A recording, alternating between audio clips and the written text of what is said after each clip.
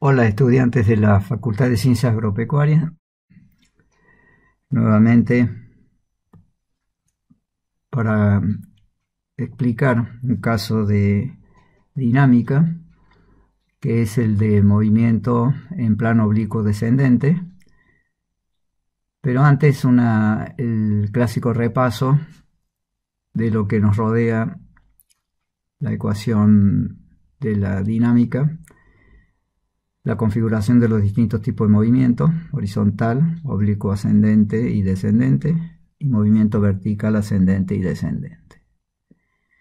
Bien, en este caso vamos a centrarnos en el movimiento oblicuo descendente, en la situación particular de caída o deslizamiento por el plano con aceleración mayor que cero, respondiendo a un movimiento rectilíneo uniformemente variado.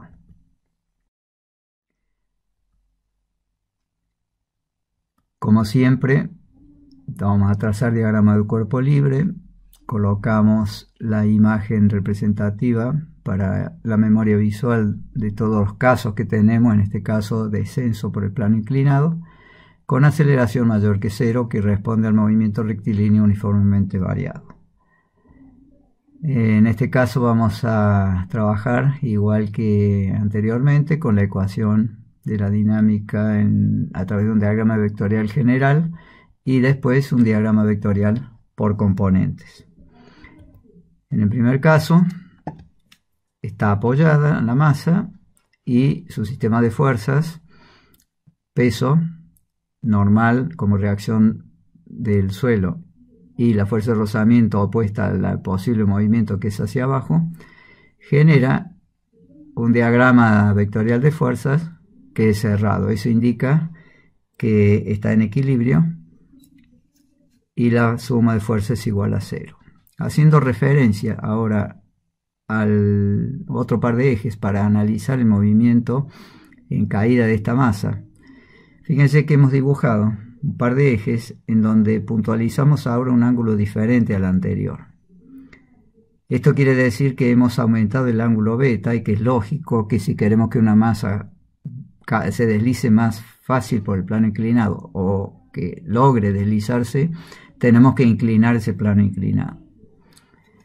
Entonces hemos variado el ángulo beta poniendo un ángulo mayor que el que tenía antes como ángulo alfa. Esto garantiza que el cuerpo va a caer. ¿Pero qué significa esto?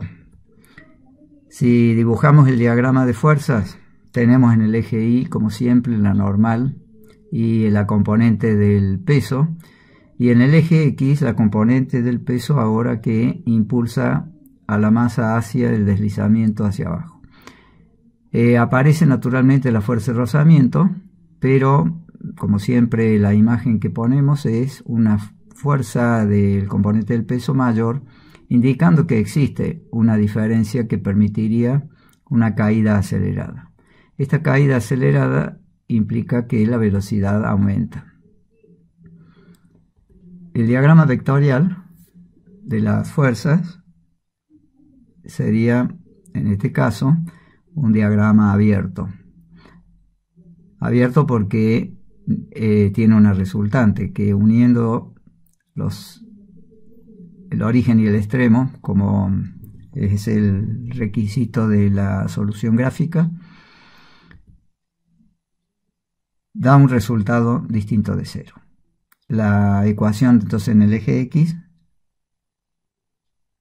es igual a masa por aceleración en el eje X.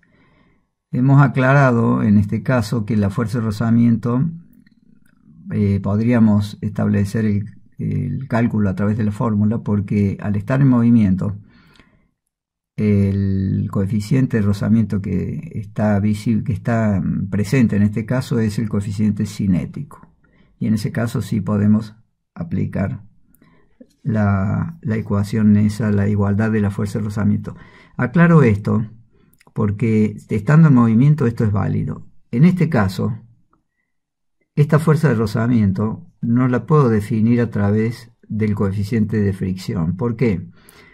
Porque ya hemos dicho anteriormente, cuando vimos coeficientes de rozamiento, que únicamente para el rozamiento estático yo tengo que saber cuál es el ángulo límite para el cual ese rozamiento tiene ese valor. Mientras tanto, ¿cómo se maneja esta fuerza de rozamiento? Como igual a la componente en X del peso. Si yo quisiera saber cuánto vale esta fuerza de rozamiento, tengo que poner acá, descomponer el peso y calcular cuánto vale la componente en X. Ese es el valor de la fuerza de rozamiento, que no nos da con eso el coeficiente. En este caso que esté en movimiento, sí, el coeficiente de rozamiento lo podemos trabajar directamente. Bien, con un diagrama abierto tenemos resultante. Este resultante apunta hacia abajo indicando que hay aceleración, variación de velocidad positiva, y la ecuación entonces del eje X es esa. ¿Cuáles son las fuerzas que actúan? La componente del peso en el eje X menos la fuerza de rozamiento. Acá hemos insistido en esa expresión que puede ser prácticamente utilizada en este caso.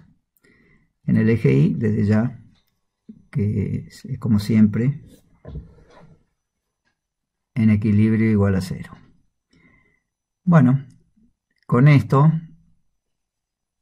podemos sintetizar en general que desde una situación en reposo hemos pasado a un movimiento acelerado, produciendo una variación importante del ángulo de inclinación. Con esto garantizamos que se va a mover acelerado.